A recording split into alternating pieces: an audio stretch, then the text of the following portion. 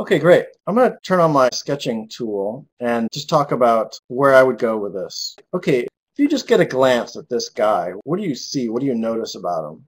I notice this shape, the bowling pin kind of a shape, and you really notice his eyes, the bizarre nose, scrawny legs, and the really big feet. You just think about what are the things that are really prominent and try to focus on those first. But one thing I notice when I look at this is that the simplicity of the shapes in your design get lost in the complexity of the 3D environment. It's just that you lost some of the appeal in the design. Even though this guy is ugly, he still has appeal, and some of that is missing here because you've gone and put musculature in, and so you kind of complicated his profile just enough that I think it lacks some of the charm. And I don't think it's bad to add a little bit of detail, a little musculature, but you just have to be really careful doing it, that you don't sort of move too far away. You've got his rear really sticking out. It doesn't really connect with his leg. All right, so how to fix this? Well, I would say trim the rear a little bit, and you probably want to move the legs a little bit back, so that they're coming out closer to the rear. And then normally I would think the pivot would be a little further up. And I would think the features of the face is living on the front a little bit more. The eyes are better because they are arranged like this, which is good. But he's actually so cartoony, you actually might want to arrange him just a little bit less of an angle. And then you want to push them in a little bit closer together. A more advanced, more sympathetic, more feature film kind of a character is going to tend to have like eyes that are set apart a little bit more structure to the face, maybe a nose coming in between. But this is a little closer to like a Warner Brothers thing where the eyes need to get very close. Now, what I'm going to do is save everything the way it is. I'll work on something for a little bit and then toggle between the old and the new. And a lot of the times when you're working, you're like, oh yeah, I'm making progress. But sometimes I'll toggle to the old and there's something about it I like better. And so it's a reality check. It's a way to check that you're going the right direction. It's also a way to get excited about your work because a lot of times you do make progress and you're moving forward and things are looking better. Sometimes you find that something didn't quite look as nice and you have to backpedal a little bit. So we want to start thinking about the silhouette of the face and the eyes. Okay, so first of all, I'm going to kind of get rid of a lot of the stuff on the eyes. In terms of detail, it was in a great place. However, sometimes it's easier to work with it simple. All right, so one of the things is that your eyes were too wide, for getting that look. And I think one cool thing about this is that they're tall, super cartoony, narrow on the top and wide on the bottom. So you want to get some of that. And they're really close together. So I'm going to grab this and shift it over a little bit. So again, the more realistic the character is, the more likely it's going to have a little ridge between the nose. But as you get into cartoony world, it's going to be probably less and less of a difference there. I don't think that they're large enough. So we're going to do that. And I find it really helpful to actually place something in there. If you have to guess at what the eye looks like, you're kind of not in the character somehow. So I would put just a temporary sphere in there. Next thing is you've got his mouth. It's sort of slicing through so much of the face that the mouth is just gigantic. And your forehead has just gotten large. And part of the appeal of this character is that he has a certain look to him. And I think he looks dumb like you wanted.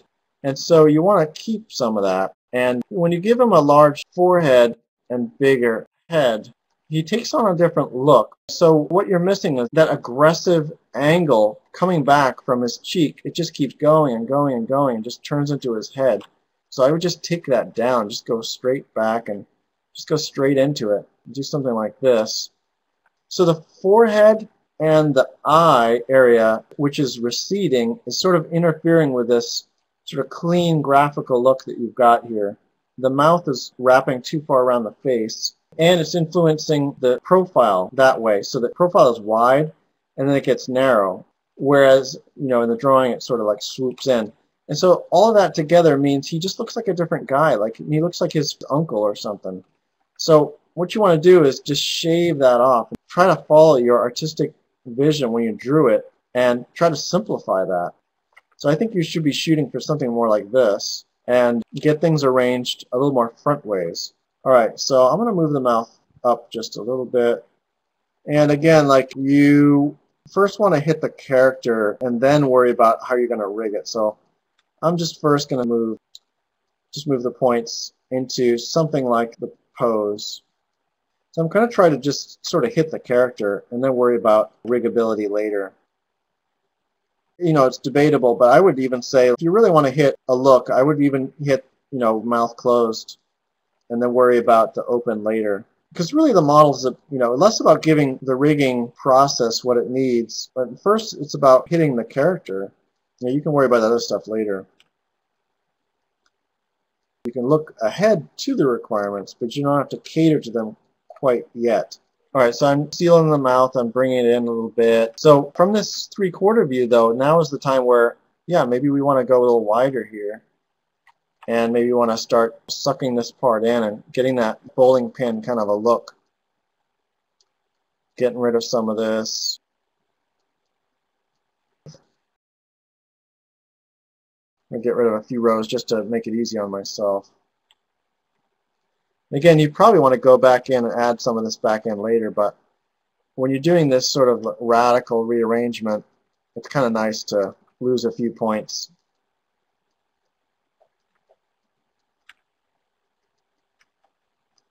One cool thing about this program is being able to change the point size. So I like to model with the points so small that you can barely see them. And then I'm just sort of grabbing whatever is in that part of the model and just shoving it wherever it needs to go.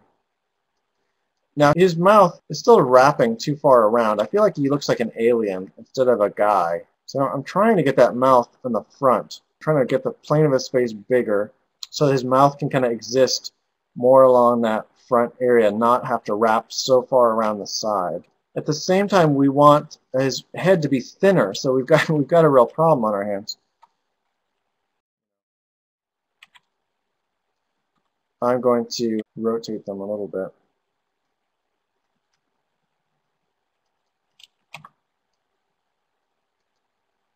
So I'm trying to get to the fact that he has a little bit of face after his mouth ends, but yet his head is still narrow.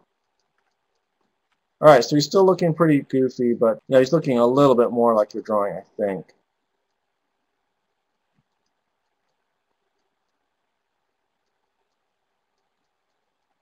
So sometimes after a lot of this editing, things will be tangled and messy. So sometimes you'll want to take a smooth brush. I don't care too much about retaining a lot of that original, so I'm just going to go ahead and apply a little bit. Okay, so your nose, one of the things that you're going to fight against is going to be maybe a more prominent visual feature than you've intended, because every time he turns his head, every time he talks, this gigantic thing's going to wag all around the screen.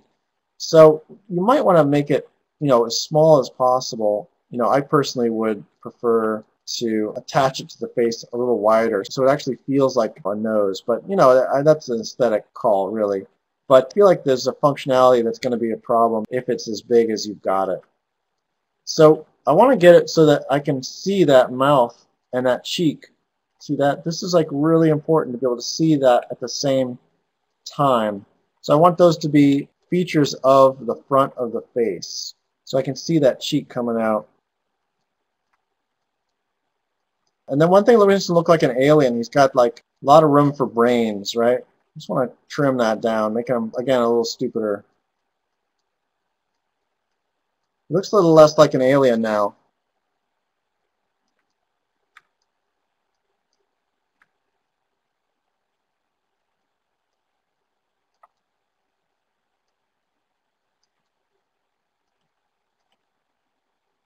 All right, so I really want to get the cheeks to overhang the mouth a little bit.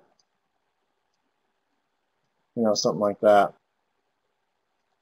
We've been able to narrow the face and yet still get that mouth around to the front of the face so that when you see him on that 3/4, you know, you're seeing that the cheek, you're seeing the mouth kind of go to it. Maybe not as much as I want yet, but and it sort of can live along the front of the face and still be kind of narrow.